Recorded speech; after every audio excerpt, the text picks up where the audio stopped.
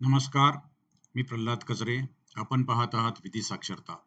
आज अत्यंत महत्त्वाच्या विषयावरती आपण चर्चा करणार आहोत आणि तो आहे महसुली आणि इतर विभागामध्ये जे अर्धन्यायिक केसेस किंवा प्रकरणं चालतात, त्याची गतिमान अशी निर्गती कशी होईल किंवा ते लवकर निर्गत कशी होतील, हा खरा प्रश्न आहे. सर्वत्र केसेसची संख्या अगदी तालुक्याच्या न्यायालयापासून तर सुप्रीम कोर्टापर्यंत सर्वत्र खूप केसेस प्रलंबित आहेत, असं आपण रोज ऐकतो. केसेसचा निकाल लवकर होत नाही. म्हणून त्या केसेसमध्ये जी असलेली मिळकत आहे, ती मिळकत व्यवहारामध्ये खरेदी किंवा विक्री किंवा त्याचं काही हस्तांतरण जे आहे ते करता येत नाही. एकूणच त्याचा परिणाम हा अर्थव्यवस्थेवरती होत असतो आणि म्हणूनच निरनिराळ्या कायद्यांमध्ये, राज्याच्या कायद्यांमध्ये ज्याला आपण स्थानिक कायदे असं म्हणतो किंवा लोकल ॲक्ट्स म्हणतो, त्यामध्ये सर्व प्रकरणं न्यायालयात पाठवण्यापेक्षा काही प्रकरणांचा निर्णय हा त्या विभागाच्या अधिकाऱ्यांनी करावा, यासाठी त्यांना त्या कायद्यांमध्ये अर्धन्यायिक ज्याला आपण क्वासी ज्युडिशियल असं म्हणतो, ते पूर्णपणे ज्युडिशियल नसतात, पण काही बाबी ठरवण्याचे किंवा काही बाबींच्या संदर्भातले निर्णय करण्याचे, ॲडज्युडिकेट करण्याचे किंवा ॲडज्युडिकेशन करण्याचे अधिकार, हक्कांचे निर्णय किंवा ताब्याचे निर्णय करण्याचे अधिकार त्या विभागाला दिलेले आहेत. उदाहरणार्थ, महसूल विभागातले तहसीलदार असतील, नायब तहसीलदार असतील, उपजिल्हाधिकारी असतील, अपर जिल्हाधिकारी असतील, आयुक्त, उपायुक्त या सर्व अधिकाऱ्यांना निरनिराळे अधिकार दिलेले आहेत. तसेच आपण पाहत असू तर नोंदणी विभागाचे अधिकारी असतील किंवा सहकार विभागाचे अधिकारी असतील, निरनिराळ्या टॅक्सेसची आकारणी आणि वसुली करणारे अधिकारी असतील, तेव्हा त्यांच्या कायद्यांमध्ये त्यांना ॲडज्युडिकेशनचे अधिकार दिलेले असतात आणि अशा अधिकाऱ्यांना आपण अर्धन्यायिक अधिकारी असं म्हणतो. आणि या अर्धन्यायिक अधिकाऱ्यांनी त्यांचं काम करताना अगदी कोर्टासारखी कार्यपद्धती पाळण्याची आवश्यकता नसते, पण त्यांच्या कायद्यांमध्ये, त्यांच्या कायद्याच्या अंतर्गत केलेल्या नियमांमध्ये किंवा निरनिराळे जे काही रेग्युलेशन्स असतील, त्याला आपण विनियमन असं म्हणतो, रेग्युलेशन्स असतील किंवा आदेश असतील, शासनाचे शासन निर्णय असतील किंवा परिपत्रक असतील, त्यातील आदेशांची पालन केलं पाहिजे. आता आपण पाहतो, न्यायालयानंतर सर्वाधिक खटले जे चालतात, केसेस जे चालतात किंवा प्रकरणं जे चालतात, ते महसूल विभागाकडे चालतात. त्याचं कारण महसूल विभाग हा जमिनीच्या संदर्भातले व्यवहार करतो किंवा जमिनीच्या संदर्भातल्या नोंदी ठेवतो. मग ताब्याच्या नोंदी असतील, हक्कांच्या नोंदी असतील आणि हक्कांच्या आणि ताब्याच्या नोंदीच्या संदर्भातले जेव्हा वाद उद्भवतात, तेव्हा कायद्यातील तरतुदीप्रमाणे त्याचे निर्णय करणं, त्या निर्णयावरचे अपील करणं, त्या निर्णयावरचं पुनरीक्षण करणं, त्या निर्णयावरचं पुनर्विलोकन करणं, या बाबी महसूल विभागाकडे येतात. आणि वारंवार या बाबी लवकरात लवकर व्हाव्यात आणि अर्थगतीला किंवा एकूणच अर्थचक्राला गती मिळावी, यासाठीचे प्रयत्न प्रत्येक स्तरावरून होतात. तरी देखील लोकांचे प्रश्न सुटत नाहीत. शासनाच्या स्तरावर जाऊन देखील जेव्हा लोकांचे प्रश्न सुटत नाहीत, तेव्हा लोक न्यायालयाकडे जातात आणि न्यायालयाला सर्वात शेवटचा आधार म्हणून लोक न्यायालयाकडे पाहतात आणि म्हणून न्यायालयांकडे आज जास्तीत जास्त लोकांची गर्दी का? तर न्यायालय जेव्हा सांगतं, की इतक्या दिवसात करा, तेव्हा करावंच लागतं. हे लोकांना माहीत झालं. त्यामुळे पहिली रिट याचिका मुंबई उच्च न्यायालयामध्ये दाखल झाली. त्या रिट याचिकेचा क्रमांक आहे 4101/2007. कशाच्या संदर्भात होती? ती होती, की जेव्हा हे अर्धन्यायिक अधिकारी काम करतात, तेव्हा ते त्याची न्यायिक प्रक्रिया पाळत नाहीत. आणि म्हणून त्याच्या आधारावरती 17 डिसेंबर 2015 ला एक शासन निर्णय प्रस्तुत करण्यात आला महसूल विभागामार्फत आणि अत्यंत सुकर आणि अत्यंत तपशीलवार अशी कार्यपद्धती निहित करण्यात आली. आणि या कार्यपद्धतीनुसार आता 1 वर्षाच्या आत आलेल्या केसचा किंवा अपिलाचा किंवा पुनर्विलोकनाचा किंवा फेरतपासणी ज्याला आपण पुनरीक्षण म्हणतो, अशा अर्जाचा निर्णय झाला पाहिजे, असं सांगण्यात आलं. तरी काम झालं का? नाही. तरीही लोकांचे प्रश्न सुटलेत का? गतीने निर्णय लागतायत का? नाही. पुन्हा रिट याचिका झाली 10,563 2015 मध्ये. त्याच्या आधारावरती 1 जुलै 2016 ला शासन आदेश काढण्यात आला. 13 सप्टेंबर रोजी 2019 रोजी शासनाचा निर्णय झाला. एकदा आदेश दिला, एकदा शासन निर्णय झाला. हे दुसऱ्यांदा झालं. प्रश्न मिटला का? अजूनही नाही. पुन्हा रिट याचिका झाली 5046/2021. त्याच्या आधारावरती आता पुन्हा एकदा शासनाने एक परिपत्रक काढलं 18 जानेवारी 2022. शासन परिपत्रक आहे अगदी अलीकडचं, याच वर्षातलं आणि पुन्हा या सूचना उद्धृत करण्यात आल्या. नवीन सूचना दिल्या नाहीत. यापूर्वी दिलेल्या सूचना पुन्हा रिपीट करण्यात आलेल्या आहेत, रिइटरेट करण्यात आलेल्या आहेत. तरीही प्रश्न सुटेल की नाही हा प्रश्न आहेच आहे. पण आता हे काय आतापर्यंत रीट याचिका शासन आणि उच्च न्यायालय आणि त्या पक्षकारांच्या मध्ये होत होत्या आणि जी-आर, परिपत्रक आणि आदेश शासनाकडून महसूल अधिकाऱ्यांना दिले जात होते. त्यामुळे लोकांपर्यंत ही माहिती फारशी पोहोचत नव्हती. आता समाज माध्यमांमधून ही माहिती लोकांपर्यंत पोहोचते आहे. या बाबतीत निरनिराळे जे कोणी अधिकारी आहेत, निवृत्त अधिकारी आहेत, निवृत्त न्यायाधीश आहेत, वकील मंडळी आहेत, या विषयावरती आता खुलेपणाने बोलतायत, लोकांपर्यंत ही माहिती पोहोचवतायत आणि म्हणून आता हे लोकांपर्यंत पोहोचलं पाहिजे आणि लोकांना ही कार्यपद्धती जेव्हा माहीत होईल, तेव्हा आता लोक त्यांना प्रश्न विचारायला लागतील, की असं नाही तर हे असं का आहे? आणि हळू या गोष्टी गतिमान होतील. म्हणून अधिकाऱ्यांना हे माहीत पाहिजे, वकिलांना हे माहीत पाहिजे, शासनाच्या सर्व कर्मचाऱ्यांना हे माहीत पाहिजे. शिवाय जे पक्षकार म्हणून जातात, त्यांच्या हक्क आणि अधिकारांचा निर्णय व्हायचा असतो, त्या सर्वांना माहीत पाहिजे आणि म्हणून हे दिशानिर्देश काय आहेत? अलीकडंच 2022 जानेवारीमध्ये पहिला निर्णय आला. म्हणजे आपण पहा हा जो निर्णय आहे, मी इथून सुरुवात करतो आता. 18 जानेवारी 2022 चा शासन निर्णय आहे. या शासन निर्णयामध्ये नेमकं काय सूचना दिलेल्या आहेत? कोणताही पक्षकार, वकील यांनी जेव्हा एखादं प्रकरण कोणत्याही न्यायालयामध्ये, मग ते अगदी महसूल विभागाचा सर्कल अधिकारी असेल, त्याच्यानंतर तहसीलदार असेल किंवा नायब तहसीलदार असेल, त्याच्यानंतर उपविभागीय अधिकारी असेल, त्याच्यानंतर अप्पर जिल्हाधिकारी असेल, त्यानंतर अप्पर आयुक्त असेल किंवा शासनामध्ये महसूल मंत्री, महसूल मंत्री म्हणजे राज्यमंत्री महसूलचे आणि प्रधान सचिव किंवा अप्पर मुख्य सचिव किंवा त्यांचे विशेष कार्यकारी अधिकारी. ही महसूल विभागाची सर्व न्यायिक यंत्रणा आहे, अर्धन्यायिक यंत्रणा आहे. यांच्यापैकी ज्यांच्याकडे साधा अर्ज असेल, अपील असेल, पुनर्विलोकन अर्ज असेल किंवा पुनरीक्षण अर्ज ज्याला आपण फेर तपासणी म्हणतो, असा अर्ज असेल, तो एकदा आला की त्या अर्जातले कोण पक्षकार आहेत, कोण वकील आहेत, त्या पक्षकारांचे, त्या वकिलांचे भ्रमणध्वनी क्रमांक, त्यांचे ईमेल ॲड्रेस हे सर्व कॅप्चर केले पाहिजेत आणि EQJ court.gov.in नावाची एक साईट आहे. त्या साईटवर लगेच ते भरले पाहिजेत. त्यांनी जो काही दावा किंवा अर्ज काय दाखल केला असेल त्याला नंबर दिला पाहिजे. तो ऑटो जनरेट होतो लगेच त्याच्यातनं आणि तो त्यांना कळवला पाहिजे, त्यांना दिला पाहिजे. आणि मग एकदा का त्यांनी दाखल केला आणि तुम्ही रजिस्टर केला की ऑटोमॅटिक त्यांच्या ईमेल किंवा SMS वरती म्हणजे वेगळी पावती द्यायची गरज पडत नाही. पूर्वीच्या काळात आपण लेखी आला की पावती द्या असं म्हणायचो. आता तशी द्यायची गरज नाहीये. एकदा का तुम्ही रजिस्टर केलं की असा रजिस्टर झाला आहे, त्याचा SMS किंवा त्याचा ईमेल जनरेट होऊन त्यात जाईल. असा म्हणजे पहिला दिशानिर्देश आहे की अशा प्रकरणाशी संबंधित सर्व पक्षकार, वकील यांची सर्व माहिती कॅप्चर करून सिस्टममध्ये भरली पाहिजे. त्या अर्जाचा पुनरीक्षण काय अपील वगैरे असेल त्याची माहिती भरली पाहिजे आणि त्याचा जो काही नंबर असेल तो त्यांना माहीत होईल अशी केलं पाहिजे. त्यानंतर त्यांना पुढची तारीख कळवली पाहिजे. जर त्यांना अंतरिम आदेश पाहिजे असेल किंवा अंतिम आदेश पाहिजे असेल, तर त्याच्या संदर्भात ती माहिती घेतली पाहिजे. मग त्याची तारीख कळवली पाहिजे. अशी जर का आदेश केला असेल, तर ज्या दिवशी आदेश झाला त्याच दिवशी तो EG कोर्ट GOV.in या संकेतस्थळावरती प्रसिद्ध केला पाहिजे.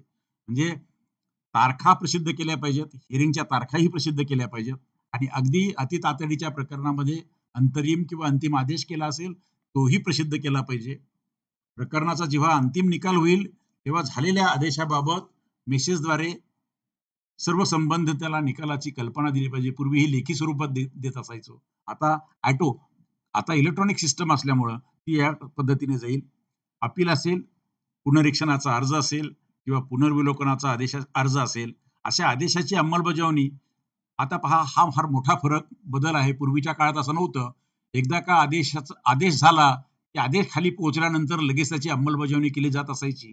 आता मात्र त्याच्यावर जर अपील असेल तर त्या अपीलला पिरियडपर्यंत थांबलं पाहिजे आणि अपीलाचा पिरियड संपला आणि दरम्यान जर कोणी अपील दाखल करून काही आदेश आणला नाही, अंतरिम आदेश किंवा स्टे आणला नाही, तर मग पुढे त्याची अंमलबजावणी केली पाहिजे. याला एक अपवाद आहे. आदेश करणाऱ्या म्हणजे अपीलाचा निर्णय देणाऱ्या किंवा पुनरीक्षणाचा निर्णय देणाऱ्या किंवा पुनर्विलोकनाचा निर्णय देणाऱ्या आदेशामध्ये जर त्यांनी स्पष्ट लिहिलं असेल की या आदेशाची तात्काळ अंमलबजावणी करावी, तर तर त्याला तात्काळ करावी लागेल. पण त्याने तसा जर स्पष्ट उल्लेख केलेला नसेल, तर मात्र अपिलाचा पिरियड संपेपर्यंत थांबावं लागेल, हे आपण स्पष्ट पाहिलं पाहिजे. म्हणजे इथे मात्र त्या अपिलीय अधिकाऱ्याला अपिलाचा पिरियड होईपर्यंत म्हणजे अंमलबजावणी थांबवावी की नाही, याचा निर्णय घेण्याचा अधिकार असतो. नंतर जेव्हा वरच्या कोर्टात प्रकरणं जातात, त्याच्या पुढचा एक आदेश आहे, दिशानिर्देश आहे. वरच्या कोर्टात जातात, मग शासनाकडे असेल किंवा आयुक्तांकडे असेल किंवा जिल्हाधिकाऱ्यांकडे असेल, ते जिल्हाधिकारी त्यांना असं जेव्हा वाटतं, की या प्रकरणात या मुद्द्यावरती चौकशी झालेली नाही, म्हणून ते केस खाली पाठवतात. त्याला फेर चौकशी म्हणतात. आणि त्या फेर चौकशीला इंग्रजीतून रिमांड म्हणतात. केस रिमांड झाली म्हणतात. केस पुन्हा खाली पाठवली म्हणतात. आणि याची चौकशी करून 2 महिन्यात अहवाल पाठवा किंवा 3 महिन्यात अहवाल सादर करावा किंवा 4 महिन्यात अहवाल सादर करावा, असं त्याच्यात लिहिलं जातं. पण 4 महिन्याचे 4 वर्ष उलटून जातात तरी नाही. मला तर खूप श्रोते आणि आमचे व्ह्यूअर्स विचारतात, की "साहेब फेर तपासणीचा किंवा रिमांड केलेल्या बाबतीचा निर्णय किती दिवसात व्हायला पाहिजे?" तर त्याला निर्णय त्यात स्पष्टच लिहिलेलं असतं, की किती दिवसात द्यावं म्हणून. आणि दिलं नसेल, तर जितक्या लवकर शक्य आहे तितक्या लवकर दिला पाहिजे. आणि आता तर त्यांनी 1 वर्षाची अट घातली. 1 वर्षापेक्षा कुठलीच प्रकरणं आता प्रलंबित राहता कामा नयेत. तेव्हा 3 महिने म्हटलं तर 3 महिन्यातच तो निर्णय करून किंवा त्याची तपासणी करून जो काही अहवाल असेल, वस्तुस्थितीदर्शक, तो वरती पाठवला पाहिजे. पण तो केला जात नाही. त्यामुळे हे दिशानिर्देश दिलेले आहेत. नंतर मंत्री पातळीवरील जे काही आदेश असतात, ते मंत्र्यांच्या कार्यालयातून त्यांच्या पी मार्फत खाली अनेकदा पाठवले जातात. ती कार्यपद्धती कायद्याला धरून नाही किंवा संयुक्तिक पण नाही. त्याची कार्यपद्धती अशी आहे, की ते प्रशासन विभागात गेलं पाहिजे. त्यांना जोडलेला जो कोण डेस्क असेल, डेस्ककडे गेलं पाहिजे, डेस्क ऑफिसरकडे आणि त्यांच्याकडून रितसरपणे त्या प्रशासन विभागाकडून ते आदेश खाली कळवले पाहिजेत. त्यांच्यामार्फत ते कळवले, की त्याची अंमलबजावणी करणं जास्त सोयीचं होतं. म्हणजे जी काही कायद्याने घालून दिलेली जी काही यंत्रणा आहे, त्या यंत्रणेमार्फत ते आदेश पारित झाले पाहिजेत, असा त्याचा अर्थ आहे. तेव्हा आपण हे 6 दिशानिर्देश पाहिलेले आहेत. हे अत्यंत महत्त्वाचे आहेत आणि सगळ्यात महत्त्वाचं आहे, मी तर अलीकडे पाहतो, की आता आपण पहा या वेबसाईटवर जर गेलं आपण, ही वेबसाईट तुम्हाला दाखवतोय. हे बघा, ही समोर जी वेबसाईट आहे, ही याची वेबसाईट आहे. ई-जे कोर्ट आपण जे पाहिलं, ई-जे कोर्ट याची वेबसाईट आहे. ती पहा अत्यंत साधं आहे. त्याच्यावर आता तुम्ही इथे जर गेलात, क्लिक केलं, तर तुम्हाला डिपार्टमेंट शोधायला मिळतील. जितके मी रेव्हेन्यू अँड फॉरेस्ट डिपार्टमेंट शोधलं. इथे तुम्हाला जिल्हे शोधायला मिळतील. मी इथे नाशिक शोधला. आता तुम्हाला त्याच्या खालीच येईल तालुका शोधा. मग तालुका शोधण्यामध्ये मी आता समजा सिन्नर शोधला. मग त्याच्यापैकी गाव शोधा. मग मी त्यातलं एक गाव एक्स कुठलं तरी गाव शोधेल. मग त्या गावाच्या बाबतीत कुणाचा निर्णय पाहिजे तुम्हाला? मग तहसीलदारांचा आहे, निर्णय सर्कल अधिकाऱ्यांचा पाहिजे, उपविभागीय अधिकाऱ्यांचा पाहिजे.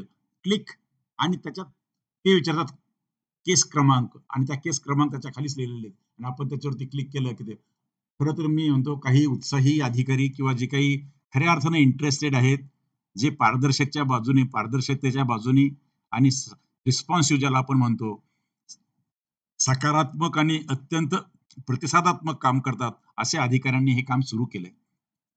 सर्वच अधिकाऱ्यांनी काम सुरू केलंय असं दिसत नाही. कदाचित त्यांच्यावरती कामाचा भार खूप आहे. निरनिराळ्या कामानं ते व्यापलेले आहेत. म्हणून ह्या गुणात्मक कामाकडे दुर्लक्ष करण्यासाठी त्यांना मुभा मिळत नाही. त्यांनी तसं करू पण नाहीये. पण मी तर पाहिलं, की मी काही सर्कल अधिकाऱ्यांचे, मंडळ अधिकाऱ्यांनी लिहिलेले अत्यंत सुंदर असे निर्णय मी या वेबसाईटवरती वाचलेत. यासाठी फार तुम्हाला काही करावं लागत नाही. तुम्ही फक्त त्या वेबसाईटवर जा. तुम्हाला ज्या जिल्ह्यात जायचं त्या जिल्ह्यात जा. ज्या तालुक्यात जायचं त्या तालुक्यात जा आणि त्यांचा मंडल अधिकारी शोधा आणि तहसीलदार शोधा किंवा तुम्हाला ज्या अधिकाऱ्यांचं वाचायचं त्या अधिकाऱ्यांचं म्हणजे आता बसून जसे आपण कोणत्याही न्यायालयाचे निर्णय वाचू शकतो, तसे महसूल अधिकाऱ्यांचे निर्णय हेच अपेक्षित आहे. फक्त महसूल अधिकाऱ्यांचेच नाही, सहकारातल्या अधिकाऱ्यांचे असतील, एज्युकेशन डिपार्टमेंटच्या अधिकाऱ्यांचे असतील, कर विभागातल्या हे ही जी वेबसाईट आहे, ही फक्त एका विभागाचे अधिकारी आहे. राज्य सरकारातल्या सगळ्या कॉन्स्टिट्युशनल अधिकाऱ्यांचे निर्णय याच्यावरती वाचायला मिळावेत, अशी खरी अपेक्षा आहे. आणि आता ते निर्णय वाचायला मिळायला लागलेत. पण सर्व तसं करताना दिसत नाहीयेत. खरं तर ते सर्व केले पाहिजे आणि असं जर केलं, तर ती पारदर्शकता जास्त वाढेल. आज खरा प्रश्न पारदर्शकतेचा आहे. लोकांना हे कळत नाही. त्यामुळं मन मानेल तसं काम करायची यांना मुभा आहे का? अशी एक चुकीची चर्चा सुरू होते आणि चुकीची एक इमेज किंवा प्रतिमा जी आहे, ती त्या विभागाची एज्युडिकेशन करणाऱ्या विभागाची प्रतिमा खराब व्हायला लागते, असं आपल्याला दिसतं. हा 18 जानेवारी 2022 चा शासन परिपत्रक आहे, जे आता आपण पाहिलं आणि त्यातले जे काही आदेश आहेत, ते देखील आता आपण 6 आदेश आपण या ठिकाणी 6-7 आदेश आपण या ठिकाणी पाहिलेले आहेत. याशिवाय मी 2015च्या मूळ आदेशामध्ये जातो, की जे 4101 याचिका क्रमांक 4101/2007 याच्यावरती आधारलेले आहेत आणि 2009ला निर्णय लागल्यानंतर शासनाने हे दिलेले आहेत. त्यामध्ये अत्यंत सविस्तर अशी प्रक्रिया दिलेली आहे. एक जे काही अर्ज येतील, अपीलं येतील, पुनरीक्षण अर्ज येतील किंवा पुनर्विलोकन अर्ज येतील, ते स्वीकारण्यासाठी स्वतंत्र व्यवस्था केली पाहिजे असं न्यायालयाने सांगितलं आणि महसूल विभागानं ते शासनाने देखील ते मान्य केलं आणि शासनाने सर्व अधिकाऱ्यांना सांगितलं, की अर्ज स्वीकारण्याची स्वतंत्र व्यवस्था असली पाहिजे. त्यानंतर त्याची अर्जाची कायदेनिहाय नोंदवही ठेवली पाहिजे. आता महसूलमध्ये निरनिराळ्या कायद्याखाली काम केलं जातं. महसूलमध्ये महसूल अधिनियमाखाली काम केलं जातं. मग महसूल अधिनियमाच्या केसेस चालवण्यासाठी महसूल अधिनियमाची प्रकरणांची एक नोंदवही पाहिजे. मामलेदार कोर्ट ॲक्ट प्रमाणे चालतं. मामलेदार कोर्ट ॲक्ट प्रमाणे नोंदवही पाहिजे. कुळ कायद्याप्रमाणे केसेस चालतात. कुळ कायद्याची नोंदवही पाहिजे. ॲग्रीकल्चरल लँड सीलिंगच्या केसेस चालतात. ॲग्रीकल्चर लँड सीलिंगची केसेस चालल्या पाहिजेत. याच्याशिवाय आणखी जे काही कायदे असतील त्या कायद्याप्रमाणे. तेव्हा प्रत्येक कायद्यानिहाय विशेष नोंदवही आणि विशेष म्हणजे याच्यामध्ये त्या नोंदवहीचा नमुना देखील दिलेला आहे. स्वीकारलेल्या अपिलाबाबत किंवा अर्जांबाबत पोहोच त्याच दिवशी दिली पाहिजे. आता ही आपोआप जाईल. त्याचं कारण आहे की हा 2015चा निर्णय आहे. 2015 नंतर इजेक कोर्ट जे आहे, इजेक वाशी हे जे काही कोर्ट आपण पाहिलं, ते अस्तित्वात आलेलं असल्यामुळं आता हे करतानाच खरं तर ही नोंदवही पण ऑटो जनरेट होईल. अशा पद्धतीची नोंदवही आहे. त्याचं कारण आहे की आता कायद्यानिहाय तुम्हाला याद्या त्या इजे कोर्टमधून मिळू शकतील. वेगळे रजिस्टर पण ठेवायची गरज नाही. त्याचं प्रिंट आउट काढून एका फाईलला लावलं, की ते रजिस्टर आपोआप मेंटेन केल्यासारखं होईल. तेव्हा त्याला संबंधितांना त्याच दिवशी पोच देण्यात यावी असं या ठिकाणी लिहिलेलं आहे. जर त्याच दिवशी त्याची डाटा एंट्री केली, तर त्याच दिवशी त्याला एस-एम-एस जाणार आहे की ईमेल जाणार आहे. कमाल 3 दिवसामध्ये त्याच्यानंतर एकदा स्वीकारल्यानंतर स्वीकारणारा जनरली क्लेरिकल लेव्हलचे लोक किंवा अव्वल पर्यंतचे लोक किंवा सीनियर क्लार्क लेव्हलचे लोक हे स्वीकारतात, ते तपासून घेतात आणि त्यानंतर एकदा सगळा गठ्ठा समोर घेऊन बसतात आणि त्यांच्याकडे चेकलिस्ट असते. तेव्हा रिसीव्ह झाल्यानंतर 3 दिवसाच्या आत त्याने त्याची छाननी केली पाहिजे, तपासलं पाहिजे असं कोर्ट पण म्हणतं, उच्च न्यायालय म्हणतं आणि शासनाने देखील ते स्वीकारलं आणि 3 दिवसामध्ये ते छाननी करायची आणि छाननी केल्यानंतर जे निर्णय घेणारे अधिकारी असतील, मग ते तहसीलदार असतील, नायब तहसीलदार असतील, सर्कल अधिकारी असतील, उपविभागीय अधिकारी असतील, अप्पर जिल्हाधिकारी असतील, आयुक्त असतील, या त्यांच्या समोर किंवा मंत्री असतील, विशेष कार्य अधिकारी असतील, त्यांच्या समोर ते ठेवलं पाहिजे. जर का अंतरिम आदेशाच्या त्याच्यामध्ये अर्ज असेल, तर तो प्राधान्याने ठेवला पाहिजे आणि अंतरिम आदेशाचा अर्ज ठेवला आणि त्याच्यावर जर का निर्णय देणाऱ्या अधिकाऱ्यांनी म्हटलं, की सर्वांना नोटिसा बजवा, तर सर्वांना नोटिसा बजावल्या पाहिजेत आणि नोटिसा बजावल्यानंतर त्याचा निर्णय 30 दिवसाच्या आत होईल, याची काळजी घेतली पाहिजे. म्हणजे गुणवत्तेवरती निर्णय 30 दिवसाच्या आत. अर्थात 30 दिवस थांबलंच पाहिजे असं बंधन आहे का? काही अति तातडीची प्रकरणं असतील, तर निर्णय अधिकाऱ्याला ते स्वातंत्र्य आहे, की ॲड हॉक म्हणजे ज्याला आपण ॲड इंटेरियम म्हणतो, तसं ॲड इंटेरियम म्हणजे अगदी तात्पुरता स्वरूपाचा, म्हणजे दुसऱ्या बाजूला ऐकेपर्यंतचा एक हुकूम, अंतरिम मनाई हुकूम देण्याची प्रत्येक ठिकाणी तरतूद असते. असा ॲड इंटेरियम इंजंक्शन किंवा स्टे दिला जाऊ शकतो किंवा इंटेरियम आदेश दिला जाऊ शकतो. पण नॉर्मल केसमध्ये 30 दिवसामध्ये चौकशी करून असा निर्णय दिला जावा असं अपेक्षित आहे. अपील किंवा पुनरीक्षण, पुनर्वलोकन अर्ज जे असतात ते दाखल केल्यानंतर त्याच्या सुनावणीचं नियोजन जसा अर्ज आला त्या कालानुक्रमे ज्याला सिक्वेन्शियल म्हणजे ज्याला आपण फर्स्ट इन फर्स्ट आउट म्हणतो त्या पद्धतीने फिफोच्या पद्धतीने तो केला पाहिजे. सुनावणीपूर्वी किमान 7 दिवस पोहोचेल अशा पद्धतीने म्हणजे 7 दिवस आधी नाही पाठवायची. 7 दिवस आधी त्यांना मिळाली पाहिजे अशा पद्धतीने ती पाठवली पाहिजे आणि सर्व संबंधितांना मिळेल अशा पद्धतीने. केवळ पोस्टाने साध्या पाठवली म्हणजे प्रश्न मिटत नाहीये. ती नोंदणीकृत डाकीने पाठवावी असं न्यायालयाने स्पष्ट म्हटलं. तसंच शासनानं देखील ते स्वीकारलं आणि 2015च्या 17 डिसेंबर 2015च्या जी-आरमध्ये त्यांनी असं म्हटलंय. निश्चित केलेल्या सुनावणीच्या दिवशीच सुनावणी घेण्यात यावी. अपरिहार्य कारणास्तव ते पुढे ढकलण्यात येऊ नये. सुनावणीच्या प्रसंगी प्रकरणात सामील असलेल्या पक्षकाराव्यतिरिक्त कोणाचाही पत्रव्यवहार स्वीकारू नये आणि वाचू नये. म्हणजे बाह्य शक्तींचा प्रभाव त्यावरती पडणार नाही. कुणीही कोर्ट म्हणजे कोर्टाच्या बाहेरची व्यक्ती किंवा ह्या 2-4 पक्षकार जे आहेत त्यांच्या बाहेरच्या व्यक्तीचा पत्रव्यवहार वाचला नाही पाहिजे. त्यांचा कुठलाही संपर्क घेतला नाही पाहिजे. त्यांचा फोन आला, त्यांचा मेसेज आला, कुठलाही संपर्क स्वीकारता कामा नये. हा कोर्टाच्या डेकोरमच्या विरुद्ध असणाऱ्या गोष्टी आहेत. सुनावणी पूर्ण झाल्यानंतर अशा प्रकरणात कोणतीही अतिरिक्त कागदपत्र दाखल करून घेता येत नाहीत. एकदा का शेवटचं आर्ग्युमेंट झाले, त्यातल्या सर्व संबंधित पक्षकारांनी त्यांचं आर्ग्युमेंट केलं आणि केसेस संपला. आणि तुम्ही एकदा डिसिजनसाठी क्लोज केला, की तुम्ही शक्यतो 30 दिवसात निर्णय दिला पाहिजे. जास्तीत जास्त 60 दिवसात. पण 60 दिवसात शेवटचे 30 दिवस का जास्त घेतले, हे तुम्हाला स्पष्टपणे लिहिलं पाहिजे. आणि जेव्हा तुम्ही क्लोज करता डिसिजनसाठी, त्याच्यानंतर कोणताही कागद स्वीकारायचा नाही, त्याच्यावरती रिलाय व्हायचं नाही. हे अत्यंत महत्वाचं आहे. आता पारित केलेले जे आदेश आहेत, ते वादी आणि प्रतिवादी यांना तात्काळ कळवले पाहिजेत आणि ते नोंदणीकृत पोस्टाने त्यांना पोहोच केले पाहिजेत. पण आता काय आहे, आता तर जे कोर्ट आलेलं आहे, म्हणजे आता वेबसाईटवर टाकले की तरी देखील त्यांना मिळू शकतात आणि त्याचा एस-एम-एस देखील त्यांना जाऊ शकतो. शिवाय तुमचा जो निर्णय असेल, त्या निर्णयामध्ये काय लिहिलं पाहिजे, याच्यानंतर पुढचं अपील किंवा पुढचं पुनरीक्षण किंवा याच्यानंतरचा लीगल रेमेडी कुठे उपलब्ध आहे आणि त्यांचा पत्ता काय आहे, हे अत्यंत स्पष्टपणे त्याच्यात लिहिलं पाहिजे. तेव्हा आतापर्यंत आपण 3 रिट पिटिशन्स आणि शासनाचे 4 निर्णय. 4 निर्णय कोणते? मी पुन्हा रिपीट करून आपल्याला दाखवतो. इथे आपण 4 निर्णय पाहिलेत. 17 डिसेंबर 2015 चा, त्यानंतर 1 जुलै 2016 चा, नंतर 13 सप्टेंबर 2019 चा आणि 18 जानेवारी 2022 असे शासन परिपत्रक. असा हा पूर्ण एकूणच ज्या काही क्वासी ज्युडिशियल प्रक्रिया असतात, त्या क्वासी ज्युडिशियल प्रक्रियांच्या संदर्भातली संपूर्ण जी काही कायद्याची चौकट आहे किंवा आता सध्या उपलब्ध असलेले आपल्याला जे काही शासन निर्णय आहेत, त्या संदर्भातले न्याय निर्णय आहेत आणि त्या संदर्भातले नियम आहेत ते आपल्या समोर आहेत. याशिवाय महाराष्ट्र शासनाचे महाराष्ट्र जमीन महसूल अधिकाऱ्याचे कार्यपद्धती नियम 1967 आणि महाराष्ट्र जमीन महसूल अपिले पुनरीक्षण व पुनर्विलोकन नियम 1967 असे 2 नियम देखील आहेत.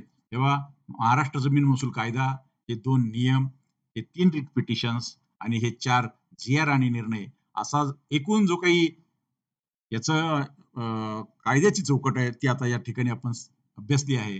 हे जर का सर्वांनी लक्षात ठेवलं आणि हे सगळं खुलं आहे. हे मी कुठून घेतलं? महाराष्ट्र शासनाच्या महसूल विभागाच्या वेबसाईटवरती हे खुलेपणाने उपलब्ध आहे. पब्लिक डोमेनमध्ये उपलब्ध आहे. ज्याला याच्यात इंटरेस्ट असेल, ज्याला याची आवश्यकता असेल, त्यांनी ते डाउनलोड करून घेतलं पाहिजे. ते अभ्यासलं पाहिजे आणि जेव्हा आपला निकाल लवकर लागत नाही, तर तो निकाल लवकर लागावा यासाठीची कार्यपद्धती स्वतः जाणून घेऊन मग आपण तिथे आपलं म्हणणं मांडलं पाहिजे आणि आपले हक्क आणि अधिकार साबित करून घेतले पाहिजेत.